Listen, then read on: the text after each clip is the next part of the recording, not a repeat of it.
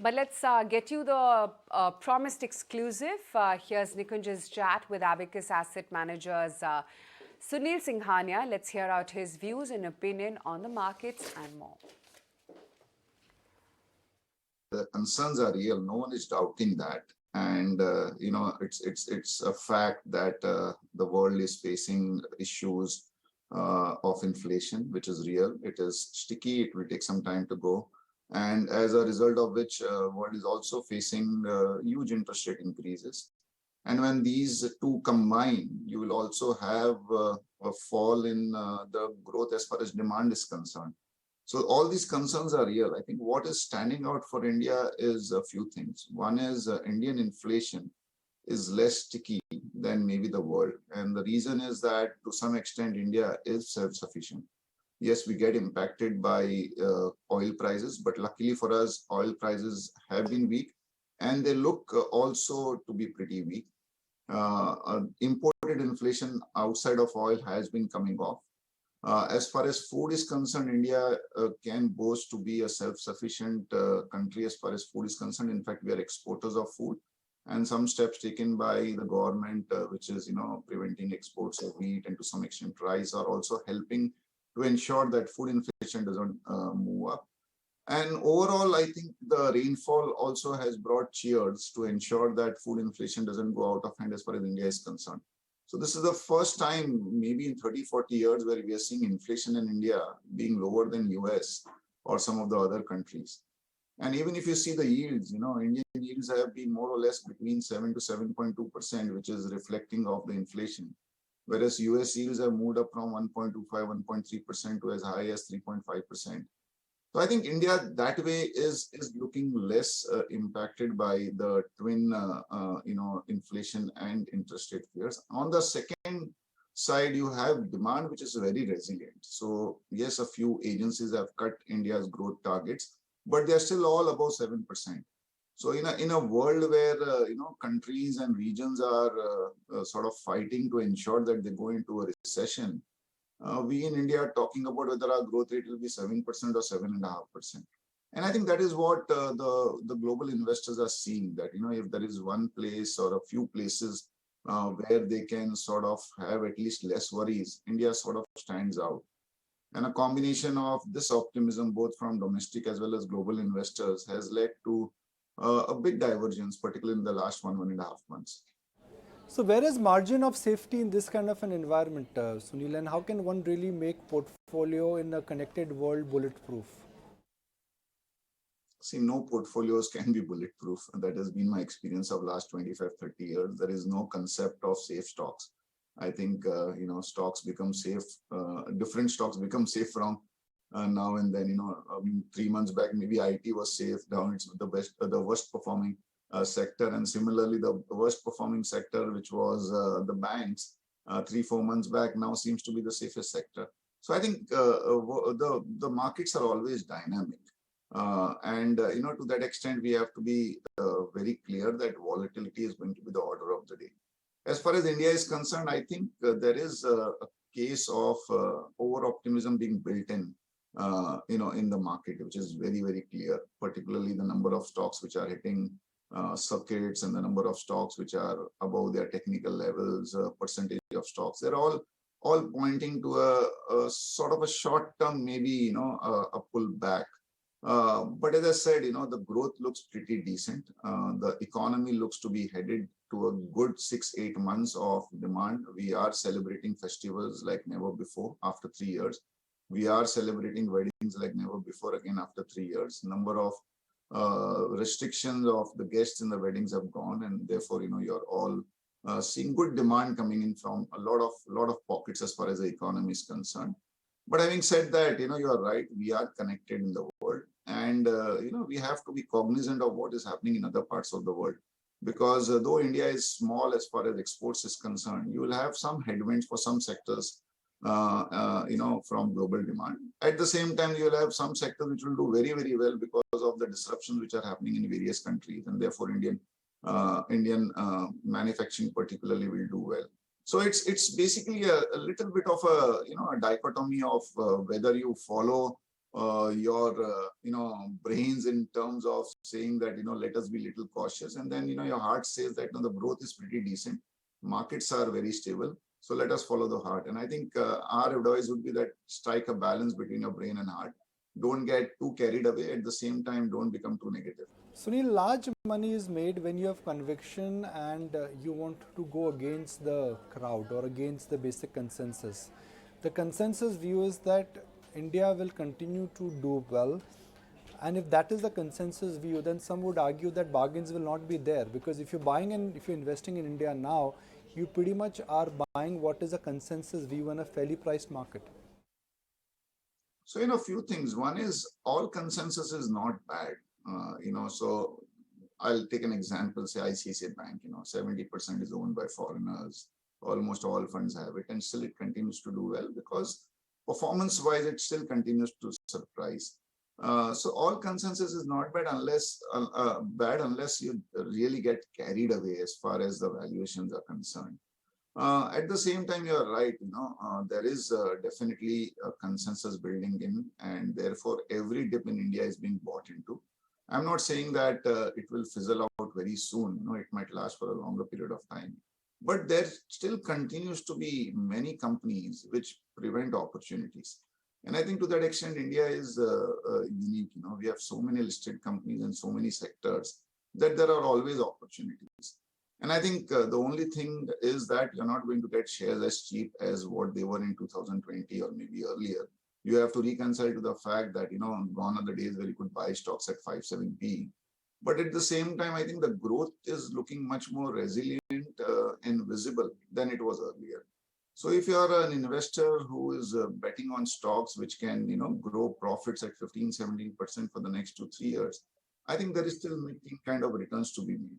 And if your horizon is to make that kind of returns, you will not be disappointed. If your horizon or if your internal estimate is to double your money every year, I think there is disappointment written all over. Sunil, you bought financials exactly a year ago, and that was a non-consensus trade. Are you applying that same logic to IT? Are you revisiting some of your good old favorite names like HCL Tech? Because every time I've spoken to you, and when we look at the public information available, HCL Tech has been in constant part of your portfolio. So, we have been wrong last 3-4 months as far as IT is concerned. I think there is obviously very sound logic in saying that if the world goes into a recession or a slow mode, you will have IT services demand which will come off. You're also seeing to some extent the impact of NASDAQ underperforming big time. And, in India, we don't have too many sort of real like digital technology companies, but IT services sort of follow the NASDAQ way. There have been some downgrades also from the sell side guys. But when we speak to companies, I think the demand scenario continues to be pretty robust. There is a tailwind as far as at least US dollar is concerned. At the same time, the headwinds which these companies were facing in terms of increasing manpower cost should sort of peak out in the September quarter. They are also ebbing. So I think we are heading for a little challenging September quarter, but this is one sector where India and Indian companies are globally, competitive and market leaders. So I would say that this is a sector which we should not ignore. And you should be invested for a long period of time. To time it is very, very tough because the movements have been very sharp. The way you couldn't time financials, May and June, financials across the board were down 20-25%. And from those levels, some stocks are up like 70-80%. And even the larger banks are like 30-40% from those levels. So it is very difficult to time.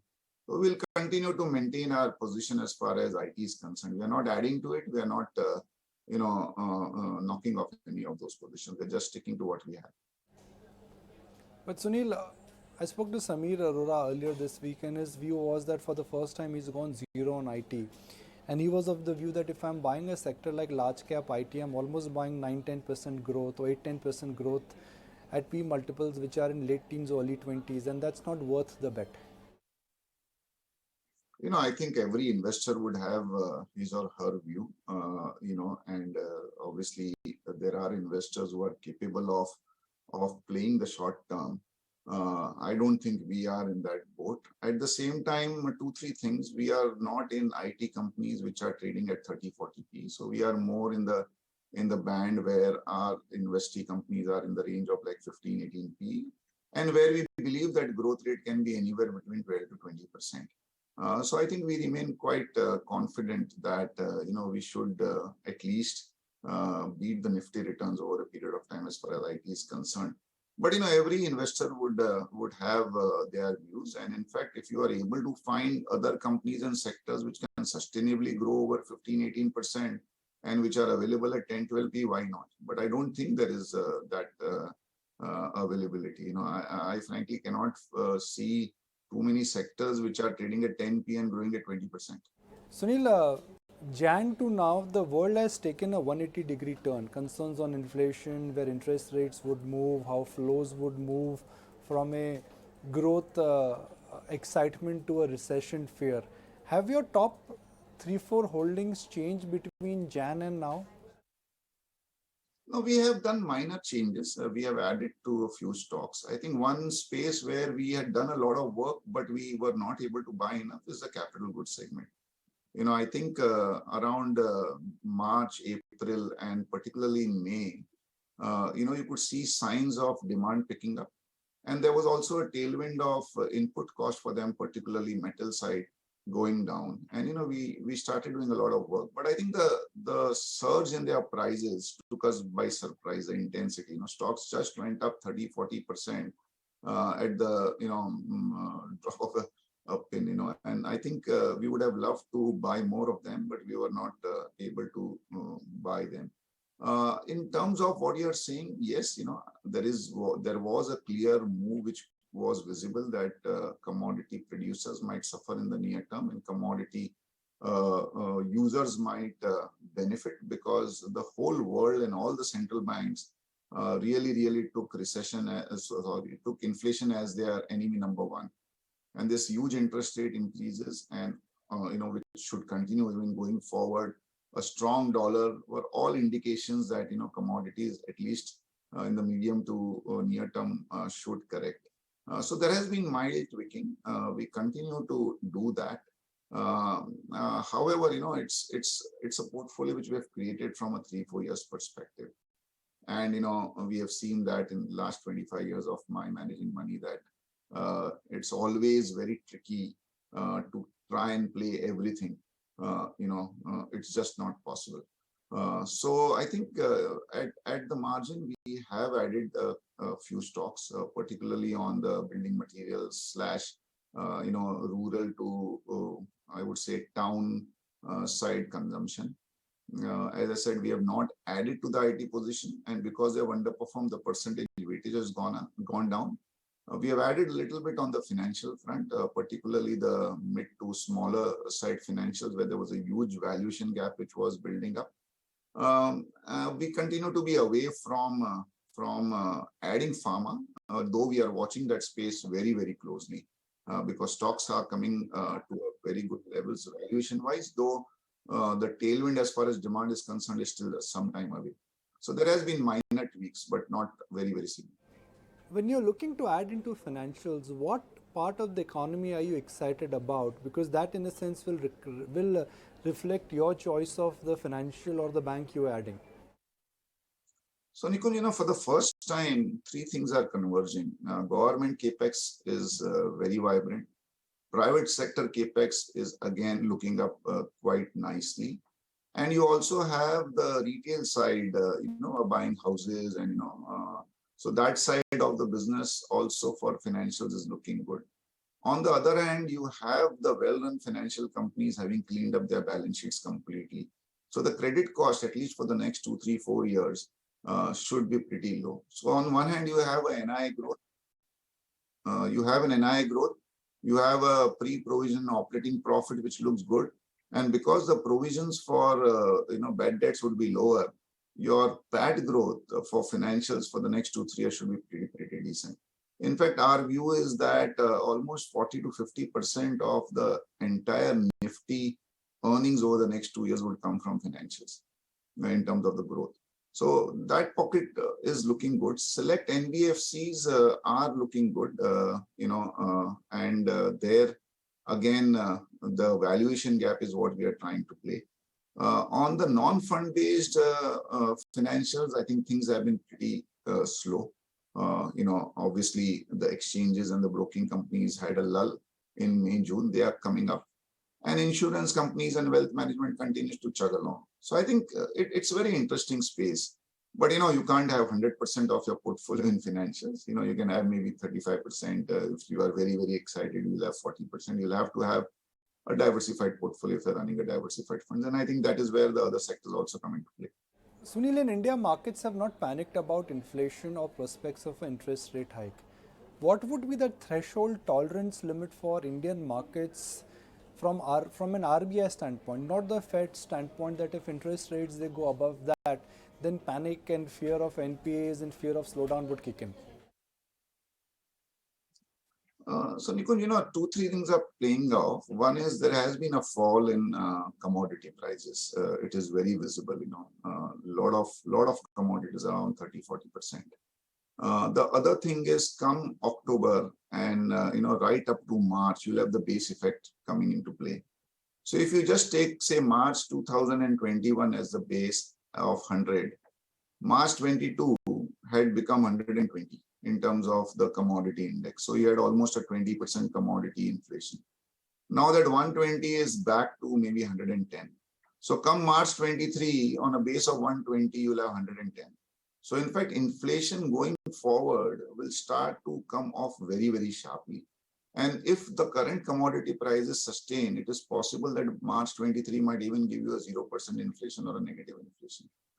Though the prices would not have come out, I think statistics is very funny. So on a reported basis, you will see inflation to be pretty low. So I think right now that concern is not there.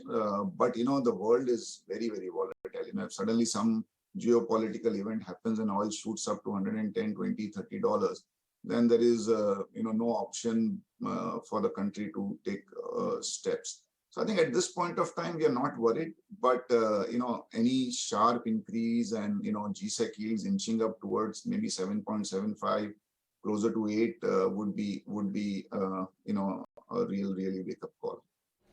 Sunil, everyone's got a favorite in the manufacturing space. Some like defense, some like railways. There are funds who are now bullish on chemicals, auto ancillary. Within manufacturing, how are you positioning yourself? I think there are a lot of stories and a lot of tailwinds in all the sectors you mentioned, but some of these tailwinds are very, very long gestation. So defense, I think it's a great sector, but most of the companies are public sector companies and they've done phenomenally well as far as markets are concerned. And to be fair, we don't own any of them. So to that extent, we have missed this rally. But, we have a very strong criteria of return on equity. And some of these companies or most of these companies don't fulfill that criteria and therefore we stay away from it. But it's a great sector, particularly given the focus of the current government in ensuring that, we reduce our imports as far as, defense is concerned and in fact encourage exports. So it's a sector worth tracking. But we have to be very clear, it's going to be very long gestation. So, just because a company comes and says that we are in defense doesn't mean that the profits and the revenue will start to come. It takes 4 or 5 years for any new product to be tested and then, finally commercially bought by the defense sector. Railways, again, good traction, both on the passenger side, because, the government is doing the right things, introducing good trains. You have the bullet train coming up, the Vande Bharat, which is doing very well. And on the other hand, you have the wagon side where there has been massive ordering. Last 4 or 5 years, ordering was slow. And now, because of the demand of coal and other commodities, I think wagon ordering is taking place. And we have added one company in that space. I think that is, again, a sector which we have to track. The chemical side is going to be quite volatile. So India on a longer term is obviously gaining, credence, capability, and even size of capacities. But a lot of Indian companies benefited because of the huge jump in prices of commodity chemicals, which was a function of obviously what was happening in China in terms of shutdown and huge freight costs. So if you're manufacturing a chemical which is like 30-40 rupees a kilo, and if the freight cost went up from like 50 paisa a kilo to 10 or 15 rupees a kilo, you had this big benefit of imports being expensive. I think that is now going off. Freight rates have fallen quite sharply, at least on the container as well as the bulk side. And you also have a scenario where your user industry in the near term is struggling because particularly in the European region where they don't have enough energy.